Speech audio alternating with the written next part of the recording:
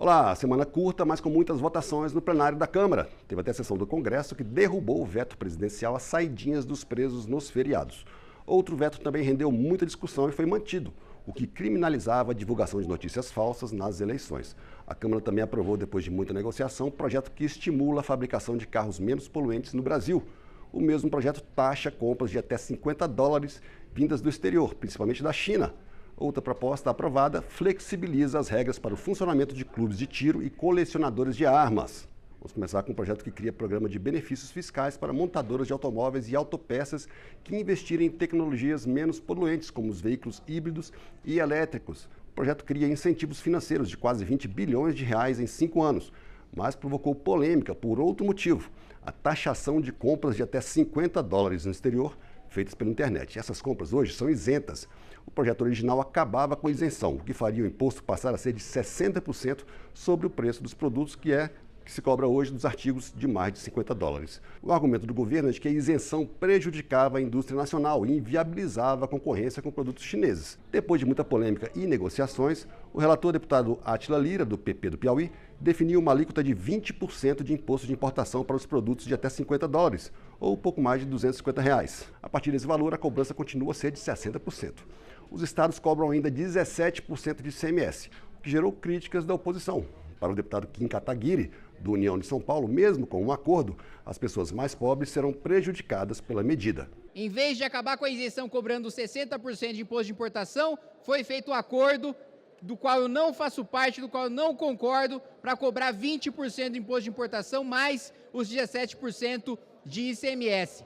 Então, o governo Lula não mexe com aquele rico que tem condição de sair do país e tem isenção de $1.000 para fazer compra fora, mas taxa a compra do mais pobre com 20% de imposto de importação e ainda implementou remessa conforme, que deu ponto de partida para a cobrança por parte dos estados dos 17% de ICMS. Para o relator, deputado Átila Lira, a alíquota de 20% é justa para o consumidor, para a indústria nacional e para não desestimular as plataformas de vendas.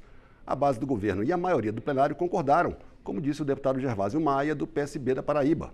Alterar o texto e colocar uma alíquota de 20% minimiza, senhor presidente, danos à indústria nacional.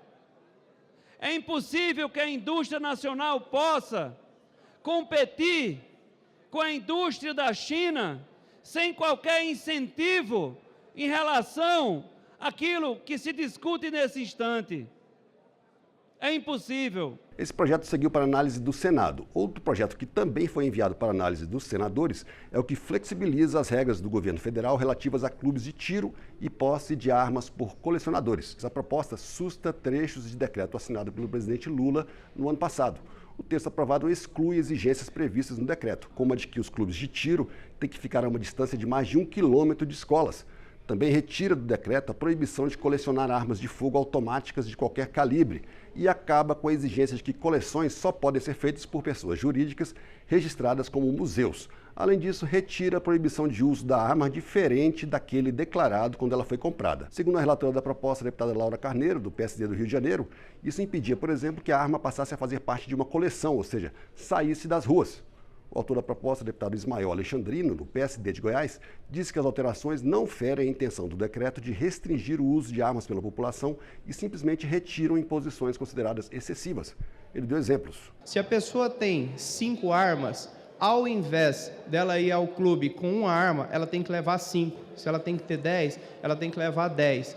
Isso, do ponto de vista de segurança pública, piora a situação porque amplia o quantitativo de armas circulantes. Mas o plenário da Câmara também reuniu deputados e senadores em uma sessão do Congresso Nacional para discutir vetos presidenciais. Isso acontece porque o Congresso tem que decidir se derruba ou mantém os vetos a projetos ou trechos de projetos aprovados. Na sessão, deputados e senadores derrubaram vetos do presidente Lula, a lei que acabou com as saídas temporárias de presos para visitas à família nos feriados. Com a derrubada dos vetos, os condenados em regime semiaberto só poderão sair da cadeia agora para frequentar cursos profissionalizantes ou supletivos.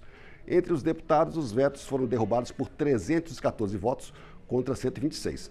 Para a deputada Júlia Zanata, do PL de Santa Catarina, a derrubada dos vetos acaba com benefícios para criminosos. Foi falado aqui na justificativa que prejudica o vínculo dos criminosos com os seus familiares. Mas quem estará preocupado com o vínculo das vítimas desses criminosos que reincidem no crime, muitas vezes quando estão em saidinha? Então, é um completo absurdo o governo Lula ter vetado justamente a parte que mais importava nessa questão de acabar com benefícios para criminosos. Já a base do governo defendia a manutenção das saidinhas como maneira de contribuir para a ressocialização dos presos. Outro argumento é de que os condenados em regime semiaberto não podem ter um direito tolhido por conta de uma minoria que não retorna aos presídios e volta a cometer crimes. Foi o que disse o deputado Lindbergh Farias, do PT do Rio de Janeiro. Só tem direito a quem está no regime semiaberto. Ou seja, a pessoa já sai para trabalhar, já sai para estudar.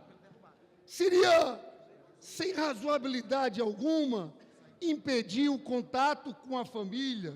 Na mesma sessão, deputados e senadores mantiveram veto do ex-presidente Jair Bolsonaro à lei que trata dos crimes contra o Estado Democrático de Direito.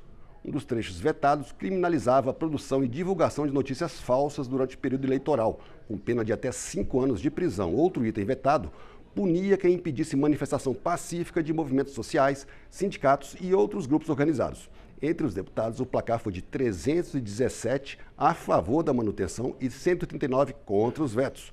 Com a manutenção dos vetos, esses trechos ficam definitivamente fora da legislação.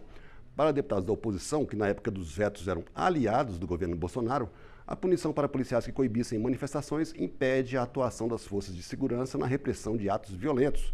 E a punição para a divulgação de notícias falsas nas eleições seria uma forma de censura. Foi o que disse a deputada Bia Kicis, do PL do Distrito Federal. Esse veto precisa ser mantido, porque caso ele seja derrubado, o que acontecerá será que de forma transversa se criará o crime de fake news e as opiniões passarão a ser criminalizadas. Uma pessoa que compartilhe uma notícia, por exemplo, que seja taxada de fake news, poderá pegar até 5 anos de cadeia. Deputados da base do governo defenderam a derrubada dos vetos. Para eles, não punir excessos contra manifestações é uma maneira de reprimir movimentos sociais. E não criminalizar notícias falsas em período eleitoral estimula atos antidemocráticos. O deputado Carlos Zaratini, do PT de São Paulo, criticou o veto de Bolsonaro ao texto. O então presidente da República já previa alguns atos que aconteceriam mais à frente, como, por exemplo, o mar de fake news em campanha eleitoral. E, então, o presidente resolveu vetar um artigo que previa como crime a promoção ou financiamento de campanha ou iniciativa para disseminar fatos que sabem verídicos e que fossem capazes de comprometer o processo eleitoral. O Congresso também derrubou 28 vetos presidenciais à Lei de Diretrizes Orçamentárias desse ano, a LDO. A LDO é que estabelece as regras de como o orçamento será cumprido. Um dos vetos fixava 10 prioridades para o governo em 2024, o que voltou a valer. Também voltou a valer a previsão de gastos com a educação de pessoas com altas habilidades e com salas para atendimento de mulheres vítimas de violência doméstica.